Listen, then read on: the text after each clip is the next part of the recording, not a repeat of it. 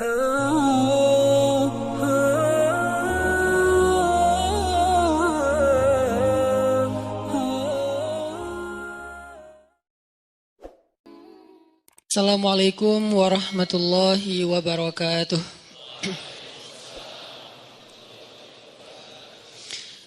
Alhamdulillahirabbil alamin. Alhamdulillahilladzi hadana li hadza wa ma kunna linahtadiya laula an hadanallah. Asyhadu an la ilaha illallah wahdahu la syarikalah. Lahul mulku wa lahul hamd wa huwa ala kulli syai'in qadir. Wa asyhadu anna Muhammadan abduhu wa rasuluhu la nabiyya ba'dah. Radina billahi rabba wa bi Muhammadin nabiyya wa bil islami dina. Rabbi shrah li sadri wa yassir li amri wahlul 'uqdatan min lisani yafqahu qawli. Allahumma salli wa sallim wa barik ala sayyidina Muhammadin wa ala alihi wa sahbihi ajma'in. Teman-teman sekalian, anak-anak muda Kota Bandung yang dirahmati Allah Subhanahu wa taala, barakallahu fiikum. Semoga Allah Subhanahu wa taala menjaga hati kita untuk selalu istiqomah di jalan Allah, hidup sebagai seorang muslim, hidup sebagai seorang hamba Allah, dan hidup sebagai seorang khalifatullah fil ard. Kita jadikan Islam bukan hanya ketika kita berada di dalam masjid, tapi Islam itu adalah cara hidup kita, Islam itu adalah selera kita, dan Islam itu adalah perilaku kita. Jadi Islam udah menjadi tes. Kalau kita memilih sesuatu itu, rasa yang kita inginkan itu adalah rasa atau cita rasa Islam. Terus juga perilaku kita, behavior kita, perilaku yang Islami, dan lifestyle kita juga lifestyle yang Islami. Arti lifestyle yang Islami bukan hanya simbol-simbol Islam, bukan hanya terpatok kepada slogan-slogan Islam, tapi lebih kepada konten dan substansi Islam. Sehingga kita menjadi seorang muslim yang kafatan, menjadi seorang muslim yang utuh. Arti utuh, dia tidak hanya menjadi muslim yang taat ketika berada di dalam masjid aja. Tapi dia menjadi muslim yang taat ketika di masjid, ketika di tempat kerja, ketika di kampus, di sekolah, ketika di tempat main, bahkan ketika lagi sendiri bersama dengan orang tercinta, dengan teman, atau bahkan ketika dia berada dalam keterasingan dengan orang-orang yang bikin dia gak nyaman. Dia tetap menjadi muslim. Mudah-mudahan Allah memahamkan kita lewat kajian-kajian yang rutin kita hadiri ini tentang syumuliyatul Islam, komprehensifnya Islam. Sehingga kita tidak lagi mereduksi Islam itu hanya dalam sisi-sisi ritual saja. Malam ini kita akan coba bedah satu hal yang mudah-mudahan jadi motivasi juga buat kita dalam menjalani hidup, sekaligus membangun persepsi tentang kebesaran Allah Subhanahu wa taala.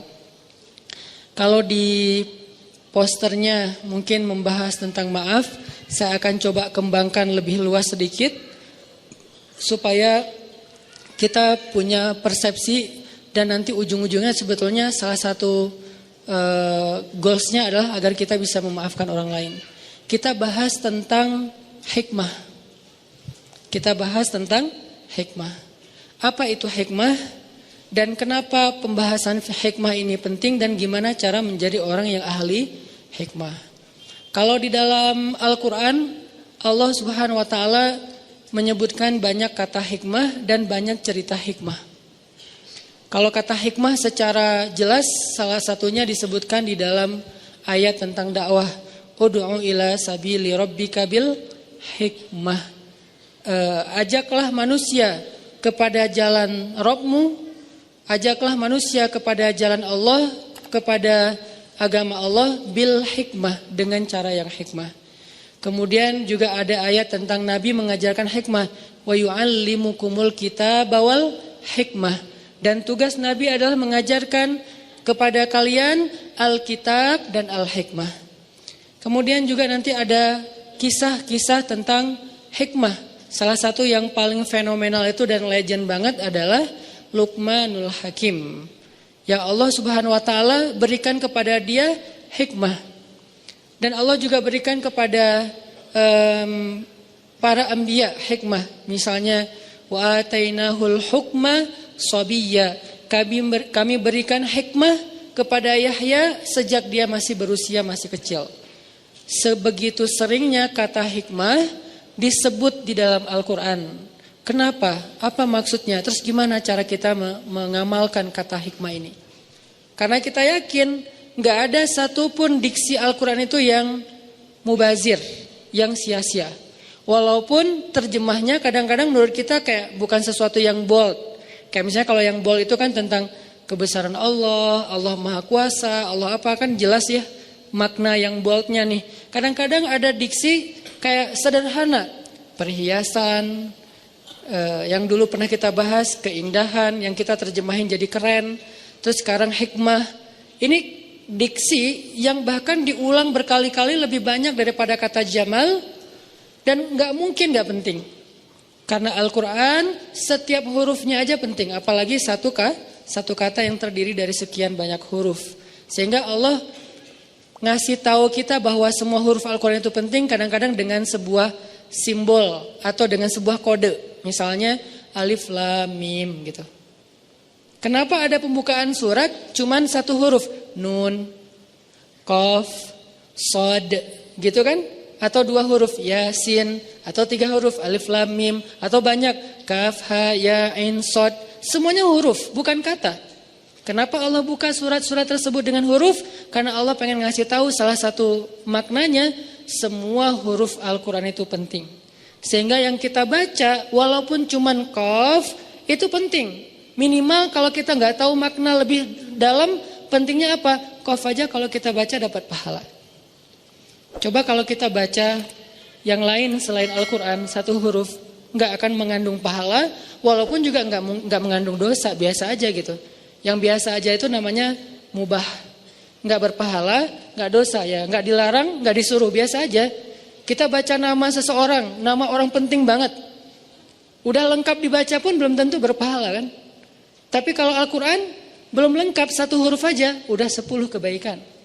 10 kebaikan itu Allah nyebutnya, Nabi nyebutnya dengan istilah hasanah. Hasanah itu bukan hanya angka pahala yang menurut kita cuma angka akhirat. Hasanah itu biasanya lebih sering dan lebih identik dengan dunia. Berarti satu huruf kita baca Al-Quran, kita kayak dijanjiin sama Allah dapat 10 kebaikan dalam hidup kita hari itu.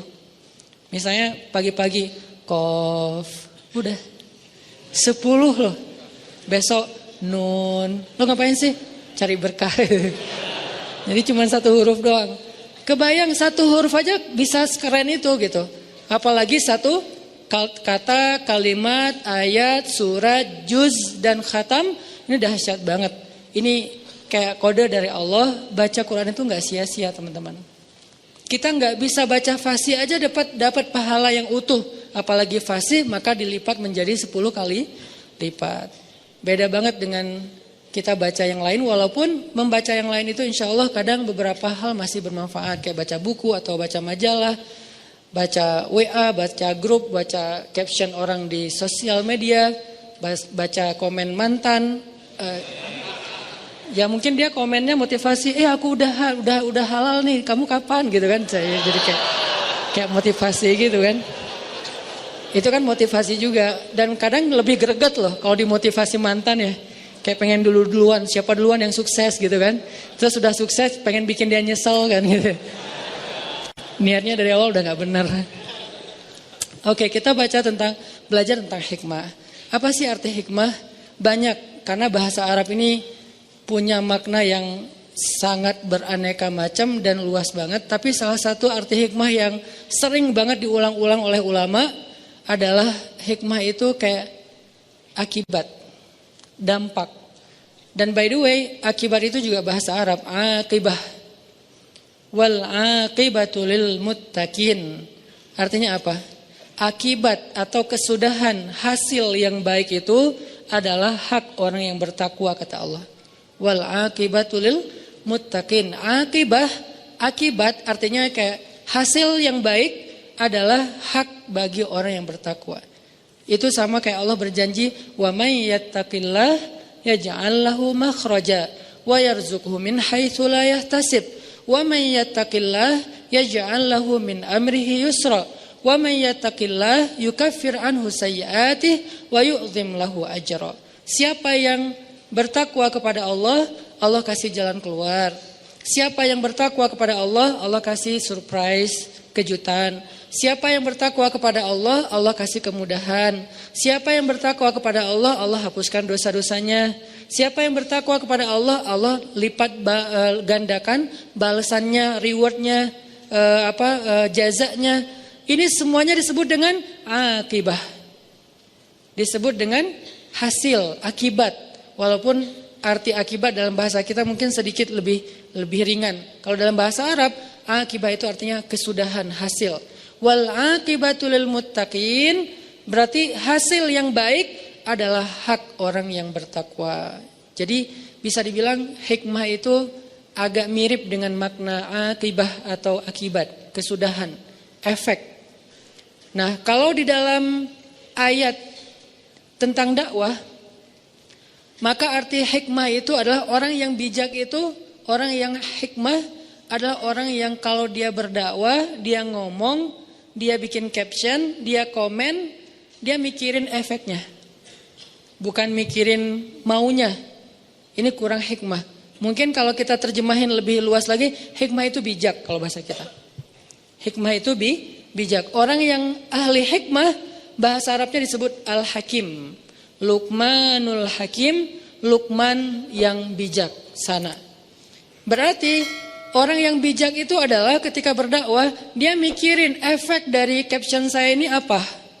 Efek dari komen saya ini apa? Efek dari cara ngomong saya, sikap saya, program saya atau apapun yang kita rencanain itu apa? Terhadap dakwah. Ini namanya orang yang ud'u ila sabili rabbika bil hikmah. Bukan cuman pengen mengekspresikan maunya dia. Ini kurang bijak nih. Misalnya lagi ngejos kan, ngomong aja terserah dia mau terima atau enggak. Nah, ini enggak mikirin efek. Terserah orang mau nerima atau nolak, terserah dia. Yang penting saya kan udah ngomong. Nah, ini namanya agak sedikit belum matang menurut saya. Kenapa? Karena dia masih berdakwah untuk nunjukin sikap dia. Kalau dia tuh bold, kalau dia tuh ngejos, kalau dia tuh orangnya pemberani, orangnya misalnya sangat loyal kepada agama, pengen nunjukin doang kalau dia itu orangnya hebat gitu. Nah, ini belum bijak. Kalau orang yang bijak, dia nggak mikirin tentang ekspresi pribadi, dia mikirinnya, nih keterima nggak ya yang saya sampaikan? Nih kira-kira waktunya tepat nggak ya? Nih momennya udah pas belum ya? Nih kira-kira dia ngerti nggak ya kalau ngomongnya seberat ini atau serumit ini gitu? Ini namanya orang yang hikmah. Ud'u ila sabili rabbika bil hikmah. Ajaklah orang kepada agama Allah dengan bijaksana. Arti dengan bijaksana, kita terus mikirin banget apa ajakan yang buat orang insya Allah akan nyaman. Kemudian dia bisa faham, lalu dia nerima. Ini salah satu di antara arti hikmah. Tapi yang kita akan bahas bukan hikmah dari sisi itu, karena itu agak berat. Lagian itu bukan untuk dipraktekin sehari-hari, lebih ke orang yang memang khusus berdakwah atau apa gitu. Yang kita pengen bahas hikmah dalam kehidupan kita sehari-hari.